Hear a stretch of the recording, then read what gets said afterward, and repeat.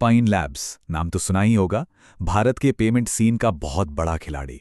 और अब वो अपना आईपीओ ला रहे हैं। तो सवाल ये है कि इसका मतलब क्या है? क्या इसमें पैसा लगाना चाहिए? चलिए इसी बड़े फाइनेंशियल इवेंट को एकदम आसान भाषा में समझते हैं।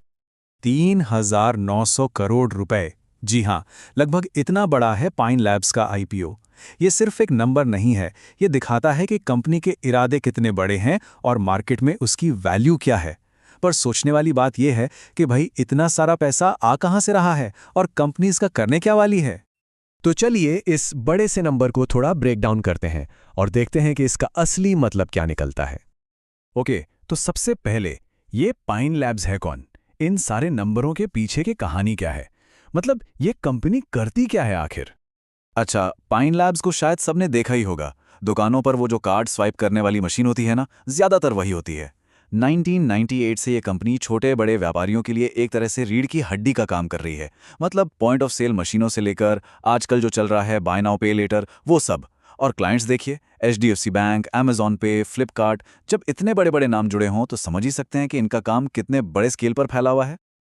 ऑल राइट, अब आते हैं मुद्दे की बात पर। इस आईपीओ के नंबर क्या कहते हैं? ये पूरी डील है क्या? चलिए देखते हैं। तो देखिए, वो जो करीब 3,900 करोड़ की बात हो रही थी ना, वो असल में दो हिस्सों में बंटा है। पहला है फ्रेश इशू, लगभग 2,080 करोड़ का। ये वो पैसा है जो सीधा कंपनी की तिजोरी में जाएगा, उसके ग्रोथ के लिए। और दूसरा है ऑफर फॉर सेल, करीब 1,820 करोड़ का।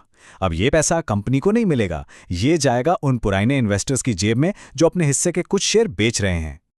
अच्छा, तो अगर किसी को इसमें पैसा लगाना है तो एक शेयर की कीमत रखी गई है 210 से 221 रुपए के बीच।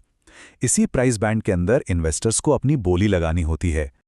हाँ, एक बात और, आईपीओ में आप एक दो शेयर नहीं खरीद सकते, आपको एक लॉट में अप्लाई करना पड़ता है।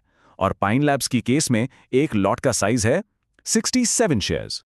तो इसका मतलब हुआ कि अगर कोई एक लॉट के लिए अप्लाई करता है तो कम से कम मतलब मिनिमम इन्वेस्टमेंट बैठेगा करीब 14,807 रुपए का।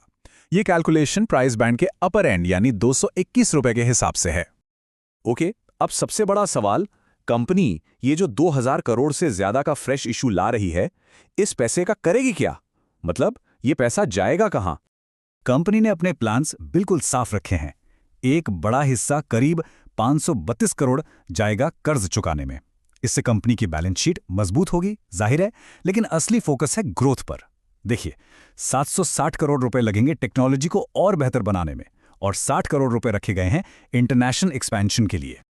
ठीक है, तो अगर किसी का मन बन रहा है इसमें इन्वेस्ट करने का तो क्या क्या जानना जरूरी है? चलिए इसका पूरा प्रोसेस, जरूरी तारीखें और कौन कौन इसमें पैसा लगा सकता है, ये सब समझते हैं। तो सवाल ये आता है कि आईपीओ में शेयर खरीद कौन कौन सकता है? क्या ये सबके लिए खुला है या इसमें भी कोई कैटेगरी होती है? नहीं, आईपीओ में हर कोई बराबर नहीं होता। शेयरों का जो बंटवारा है ना, वो काफी कुछ बताता है। देखिए, लगभग 75% हिस्सा तो क्यूआईबीज के लिए रिजर्व्ड है, मतलब बड़े इंस्टीट्यूशनल इन्वेस्टर्स के लिए।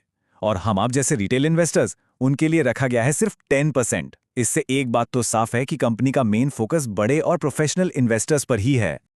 ये क्यूआईबीज यानी क्वालिफाइड इंस्टीट्यूशनल बायर्स असल में मार्केट के बड़े खिलाड़ी होते हैं, जैसे म्यूचुअल फंड्स, बड़े बड़े बैंक्स, इंश्योरेंस कंपनियां।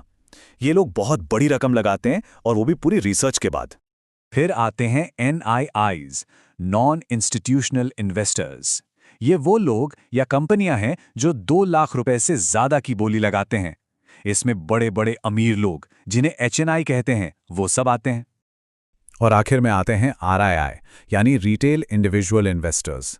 ये कैटेगरी आम निवेशकों के लिए है जो 2 लाख रुपए तक का इन्वेस्टमेंट कर सकते हैं। और जैसा मैंने बताया, आईपीओ का सिर्फ 10% हिस्सा ही इनके लिए रखा गया है। अब डेट्स पर जरूर ध्यान दें। इन्वेस्ट करने के लिए विंडो 7 नवंबर को खुलेगी और बस 11 नवंबर को बंद हो जाएगी। फिर 12 नवंबर तक ये फाइनल हो जाएगा कि शेयर मिले हैं या नहीं। और अगर सब ठीक रहा तो 14 नवंबर को इसकी स्टॉक मार्केट पर लिस्टिंग हो जाएगी। ओके, तो इन सब के बाद एक्सपर्ट्स क्या कह रहे हैं? क्या ये आईपीओ हिट होने वाला है या मिस? चलिए जरा मार्केट का मूड जानते हैं। पहले दिन के जो सब्सक्रिप्शन के आंकड़े आए हैं वो एक मिक्स्ड पिक्चर दिखाते हैं। सबसे इंटरेस्टिंग बात पता है क्या है? कंपनी के एम्प्लॉइज ने अपने कोटे को 3 गुना से भी ज्यादा सब्सक्राइब किया है। ये एक बहुत बड़ा कॉन्फिडेंस का साइन है कि अंदर के लोगों को कंपनी पर भरोसा है। वहीं दूसरी तरफ रिटेल और बड़े इंस्टीट्यूशनल इन्वेस्टर्स ने पहले दिन कुछ खास जोश नहीं दिखाया। एक जाने माने एनालिस्ट हैं दिलीप डावड़ा, वो इसे एक प्योर लॉन्ग टर्म स्टोरी बता रहे हैं। मतलब उनका मानना है कि कंपनी का फ्यूचर तो अच्छा है, लेकिन अभी जो आईपीओ की कीमत है वो थोड़ी ज़्यादा है, थोड़ी अग्रेसिव है। तो उनकी सलाह ये है कि ये आईपीओ उन लोगों के लिए है जो रिस्क ले सकते हैं और लंबे समय के लिए पैसा लगा के भूल सकते हैं। अगर ओवरऑल देखें तो ज़्यादातर ब्रोकरेज फर्म्स इसे लेकर काफ़ी पॉजिटिव हैं। 12 में से 9 ने तो सब्सक्राइब करने की सलाह दी है, सिर्फ 2 न्यूट्रल हैं और बस एक ने अवॉइड करने को कहा है। तो कुल मिलाकर देखें तो एक्सपर्ट्स का सेंटिमेंट काफ़ी मजबूत लग रहा है। तो आखिर में सवाल यही बचता है कि एक ऐसी कंपनी जो अभी अभी प्रॉफिटेबल हुई है, उसका आईपीओ इतनी अग्रेसिव कीमत पर आया है, तो क्या ये एक लॉन्ग टर्म बेट है जो लेना चाहिए? खैर, इसका जवाब तो हर इन्वेस्टर को अपनी रिस्क लेने की कैपेसिटी और अपने फाइनेंशियल गोल्स के हिसाब से खुद ही तय करना होगा।